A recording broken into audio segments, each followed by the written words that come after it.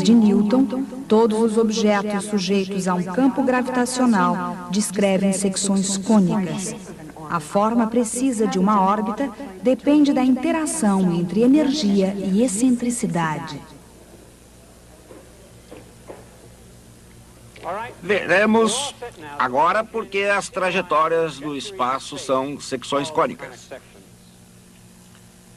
Mas, antes disso, gostaria de falar algo muito curioso. As secções cônicas possuem não apenas propriedades matemáticas, mas também propriedades gramaticais. Para cada secção cônica, existe uma construção gramatical equivalente. Para elipse, elipse. Para parábola,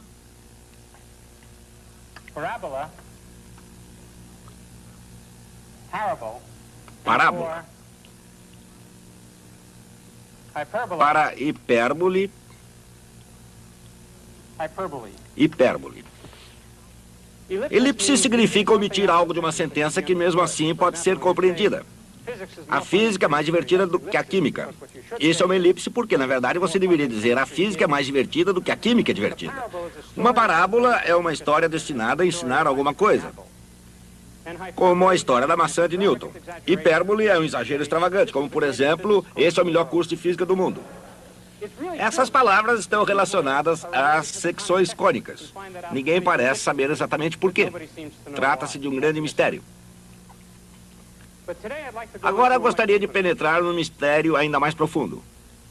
Quando eu já tinha idade suficiente para conhecer as secções cônicas, mas ainda não para conhecer Isaac Newton, levaram-me ao planetário. Ali aprendi que os corpos que se deslocam pelo espaço, planetas, meteoros e asteroides, mantêm trajetórias que podem ser elipses, parábolas ou hipérboles. Lembro-me que isso me deixou absolutamente estarrecido. Por que razão deveriam esses corpos escrever trajetórias que correspondem a curvas com essas propriedades matemáticas? Bem, esse fato é importante porque nos faz encarar de frente o mesmo mistério que tem fascinado todo mundo, de Galileu a Albert Einstein. A natureza obedece à matemática. Hoje, nossa função é trabalhar na matemática que a natureza obedeceu ao produzir o sistema solar. De um ponto de vista científico, a estratégia para se descobrir os segredos do universo ainda é, de maneira geral, desconhecida. Mas os cientistas sabem que a estratégia tem alguma coisa a ver com a lógica, com a tentativa e erro, com correr riscos e chegar aos limites. Visto sob um determinado prisma, não só a estratégia, mas o próprio universo pode ser um jogo cósmico. Um jogo do mais alto risco, praticado através da eternidade. Às vezes, as condições para esse jogo estiveram longe de serem ideais. Houve guerra, pobreza e doença. Houve também a ameaça de tortura. Mas por maiores que tenham sido os obstáculos, houve grandes jogadores. Cientistas como Kepler e Galileu, que para se certificarem das regras, tiveram que entrar no jogo. É um jogo de consequências sérias. Mas, como na Guerra nas Estrelas, como um jogo de cartas, ou um jogo de bilhar, não é mais que um jogo. Afinal, o conhecimento humano, como qualquer jogo, vai se aperfeiçoando com a prática. E a recompensa da ciência é paga na moeda da matemática. É claro que nem todo jogo exige um gênio. E certamente nem todos os jogos exigem o gênio de Galileu Galilei. Muito embora também ele fosse criativo, inspirado e muito competitivo. Num campo assim, por exemplo, Galileu não tinha concorrentes.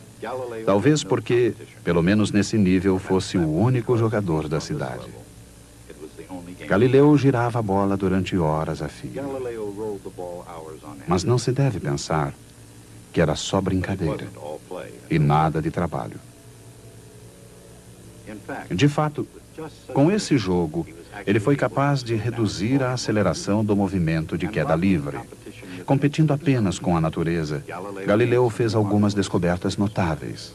Por exemplo, a distância percorrida em queda livre é proporcional ao quadrado do tempo, embora todos os corpos, o dele inclusive, caiam com a mesma aceleração constante. Galileu fez muitas outras descobertas notáveis. Na Europa, em fins do século XVI, outro astrônomo brincava com outra coleção de brinquedos. Seu nome era Tycho Brahe, e seus brinquedos eram sextantes e quadrantes, que ele próprio projetava e construía. Assim como Galileu, com o plano inclinado, o jogo de Tycho reinterpretaria as leis que governam o universo. De fato, a própria estratégia seria reescrita, pois em 1600, Johannes Kepler sentou-se para jogar. Nesse jogo, e especialmente em Tycho Brahe, Kepler encontrou um parceiro à altura. Mas depois de quase 2 anos, a sorte finalmente pendeu para o lado de Kepler. A sorte veio através das observações celestes de Tycho e manteve Kepler na mesa durante quase 3 décadas. O jogo não era fácil, e muitas vezes, quanto mais ele jogava, mais complicado ficava.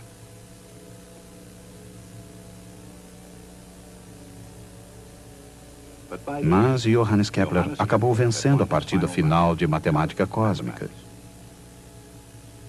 A vitória ficou conhecida como as 3 leis de Kepler do movimento planetário. A lei das elipses,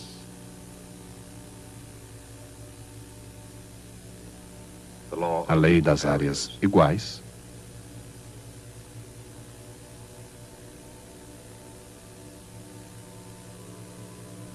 e a lei da harmonia, ou dos harmônicos. Isaac Newton levaria essas leis à perfeição. Para ele, Kepler era um gigante, e Newton tinha certeza de que essas 3 leis estavam corretas. Newton também considerava Galileu um gigante, e achava que a sua lei dos corpos em queda também estava correta. Mas na ciência, assim como na história, a hora certa é importante. Foi preciso a época e o gênio de Newton para explicar por que estavam corretas. Ele explicou as leis de Galileu e Kepler, deduzindo-as a partir de suas próprias leis, as leis da gravidade e do movimento. Em virtude dessas leis, a equação da órbita da Terra é a de uma secção cônica, e em particular, uma elipse.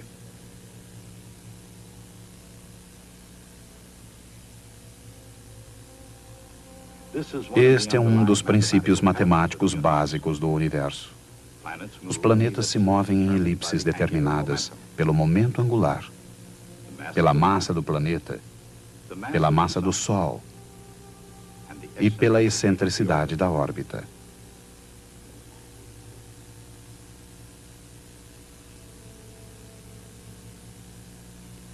Mas a solução de Newton não diz que a órbita de todo corpo celeste deve ser elíptica. Ela pode ser uma parábola, uma hipérbole, ou até mesmo uma perfeita circunferência platônica. Seria esta a forma das coisas nos céus? Em caso afirmativo, o que determina a forma precisa da órbita de um corpo?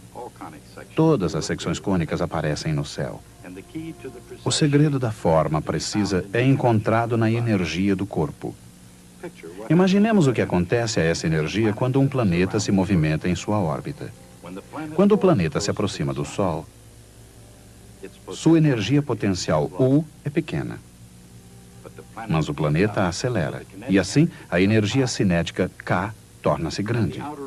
Já no ponto mais longínquo da elipse, sua energia cinética é pequena, e o planeta como que divaga lentamente. Ao mesmo tempo, em virtude da maior distância ao Sol, sua energia potencial é grande.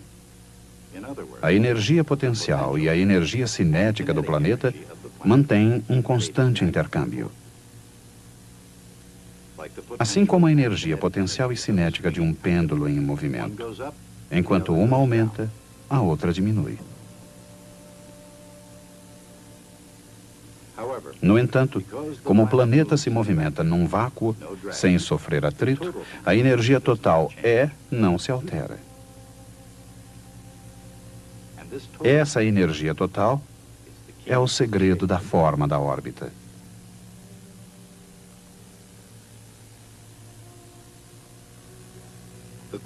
A busca das formas das órbitas teve início muito antes da tentativa de Kepler.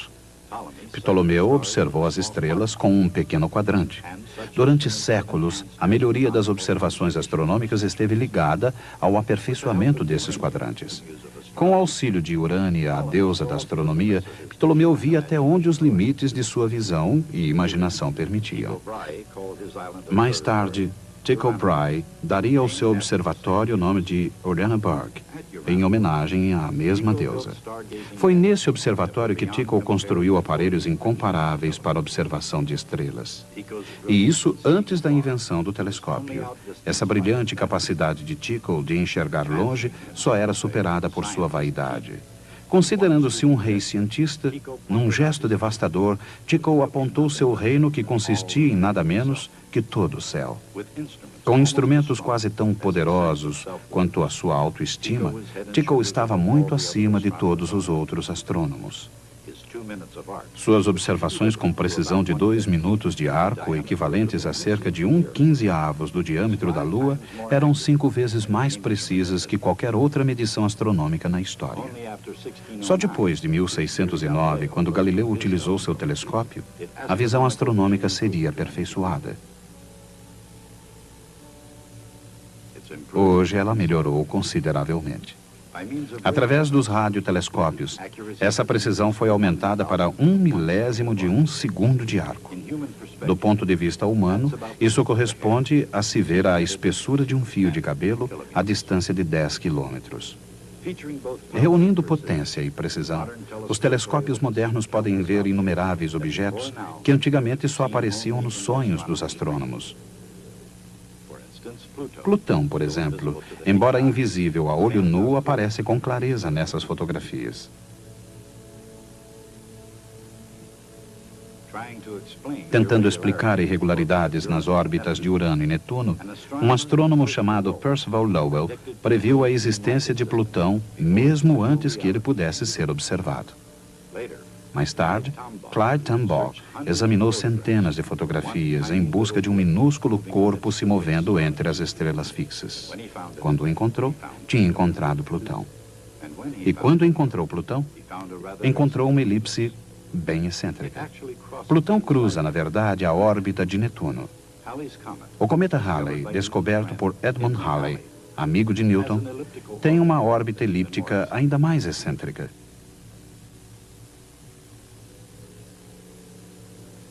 Essas órbitas oferecem um contraste marcante com as de Vênus e da Terra, que orbitam em redor do Sol em trajetórias quase circulares.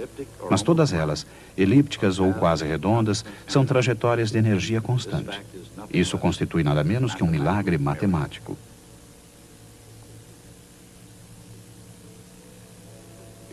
Observemos um planeta que se movimenta numa elipse, varrendo áreas iguais em tempos iguais. Ele possui energia cinética e energia potencial. Em qualquer ponto da órbita, a energia total é a soma da energia cinética e da energia potencial.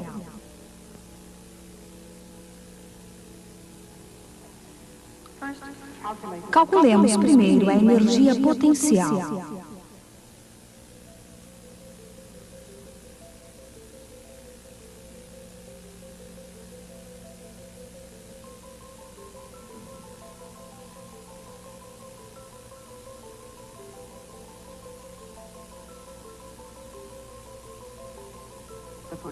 A energia potencial segue uma lei cossenoidal.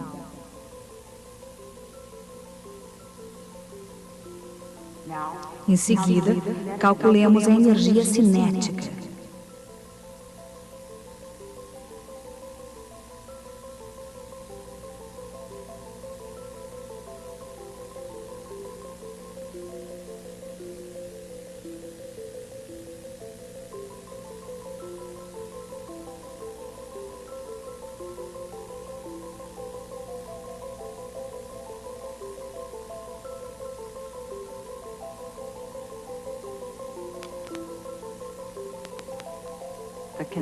A energia cinética também segue uma lei cossenoidal.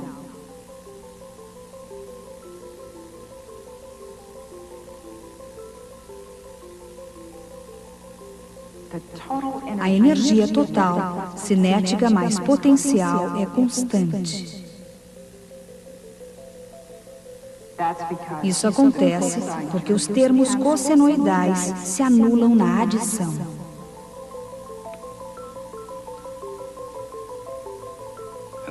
Essa é, portanto, a conexão entre energia e excentricidade.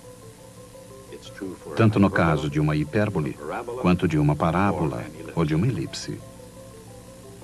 É claro que a descoberta de Johannes Kepler de que as órbitas planetárias são elípticas não se baseou em observações telescópicas.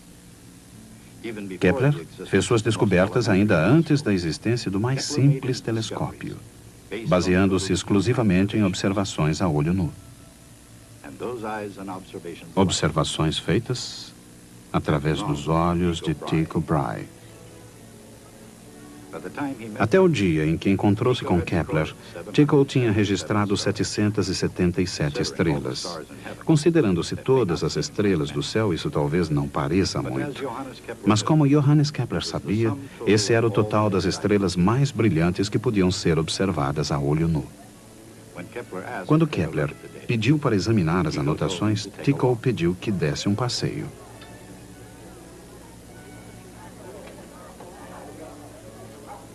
Tycho considerava o sisudo Kepler como uma espécie de brinquedo.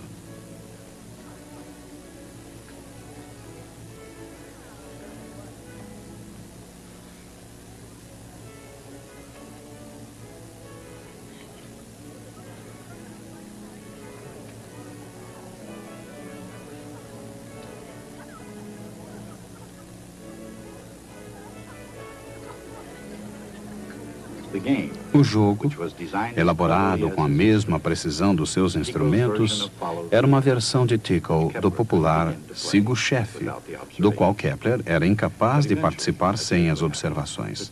Mas um dia o destino mudou a situação. Em seu leito de morte, Tycho Brahe mudaria de opinião.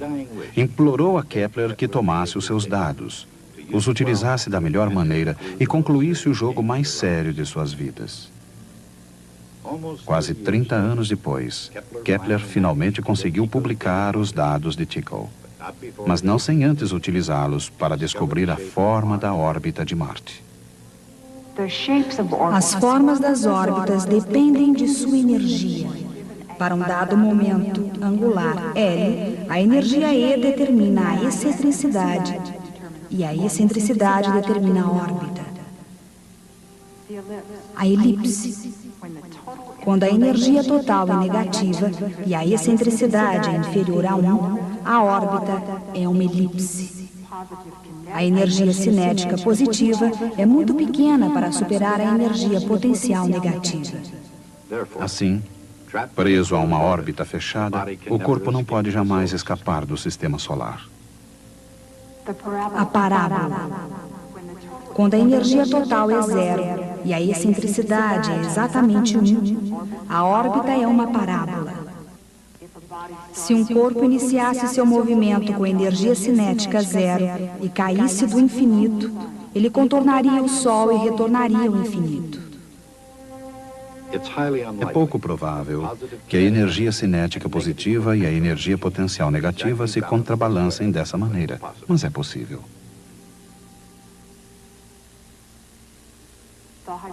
A hipérbole.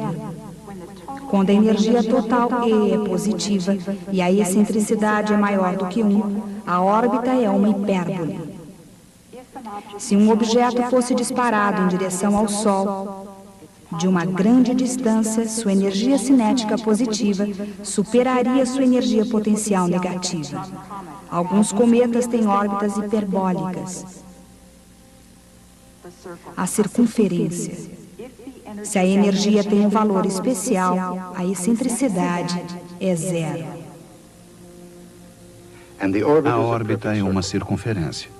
Essa é a menor energia em módulo que um planeta pode possuir para um dado momento angular. os anéis de Saturno. Apesar de toda a sua beleza, não passam de um monte de partículas. Detritos cósmicos que foram se acumulando durante bilhões de anos. Em consequência de todo esse atrito e choque, suas órbitas foram trombada após trombada, arranjando-se em suaves circunferências.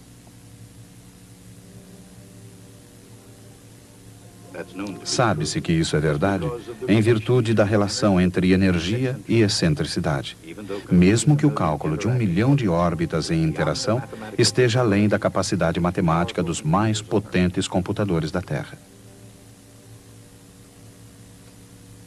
Até onde a moderna astronomia é eficiente, essa eficiência se deve à invenção do telescópio refletor. O espelho deste, por exemplo, foi polido até que não houvesse protuberâncias de mais de milésimos de centímetro. Essa precisão nem sempre foi possível, mas o princípio foi quase sempre o mesmo. Para focalizar a luz de maneira adequada, o espelho refletor deve ser polido na forma de uma parábola. Esse polimento exige técnica, paciência e um composto pastoso de polimento de lentes. O primeiro homem a fazer isso, era um trabalho sujo, mas alguém precisava fazê-lo, foi convidado para fazer parte da Royal Society. Seu nome era Isaac Newton.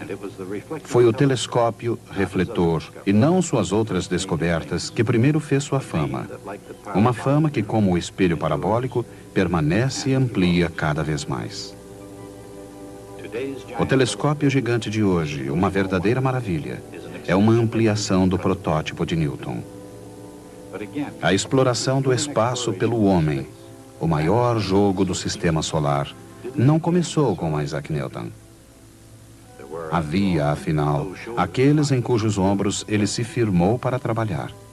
Galileu e seus brinquedos, a partir dos quais desenvolveu a lei dos corpos em queda. Tycho e suas observações, peças de um quebra-cabeça que alterou o curso da história cósmica. Kepler, que utilizou as observações de Tycho em seus cálculos e que reescreveu as regras. Se o jogo não começou com o gênio de Newton, também não terminou com ele. Os cientistas modernos, como Newton antes deles, se revezam na tentativa de desvendar os mistérios do cosmo. Ainda flui o jogo no qual os melhores jogadores conseguem ver um passado de 15 bilhões de anos. E a resposta, o prêmio do vencedor, é uma olhadela na origem do universo. A questão é, portanto, quem será o próximo? Como já disse antes, o primeiro a perceber o que Newton conseguira foi seu jovem amigo Edmund Halley. Halley entendeu que, de acordo com Newton, embora as órbitas dos planetas fossem quase circulares, era possível um corpo ter uma órbita elíptica bem excêntrica como essa. Se existisse um corpo desses, ele poderia ser visto durante um determinado período. Em seguida, ele desapareceria por muitos anos antes de retornar e ser novamente visto. Halley consultou alguns registros históricos e encontrou aparições em 1531, 1607 e mais uma vez em 1682. Esses objetos eram de tal forma parecidos que só podiam ser o mesmo corpo. Tratava-se do cometa Halley. O teste crítico era prever quando ele seria novamente observado. Foi o que ele fez. Infelizmente, para confirmar se tinha razão, ele teria que ter vivido até os 102 anos, mas só conseguiu chegar aos 86. De qualquer maneira, exatamente como havia previsto, no Natal de 1758, o cometa Halley foi visto mais uma vez. Suas mais recentes viagens o trouxeram de volta em 1910 e mais uma vez em 1986. É isso aí. Explicamos a estrutura do céu. Esse antigo mistério foi finalmente resolvido. Há muitos anos atrás, houve uma organização chamada a Irmandade Pitagórica. Eram seguidores do mestre Pitágoras de Samos. Era uma sociedade matemática semi-rústica. Os neófitos passavam por um longo e difícil aprendizado para purificar a mente e limpar a alma antes que lhes pudesse ser confiado o notável poder do conhecimento matemático. Hoje, depois de um longo e difícil aprendizado, vocês puderam ter um relance do templo do conhecimento humano. Espero que saibam usar esse poder com sabedoria. Mas, por enquanto, podem ir embora. A excentricidade de uma órbita depende da energia do corpo em movimento. Energia negativa significa uma órbita elíptica. Quando a energia total é zero, a órbita é uma parábola. Quando a energia total é positiva, a órbita é hiperbólica.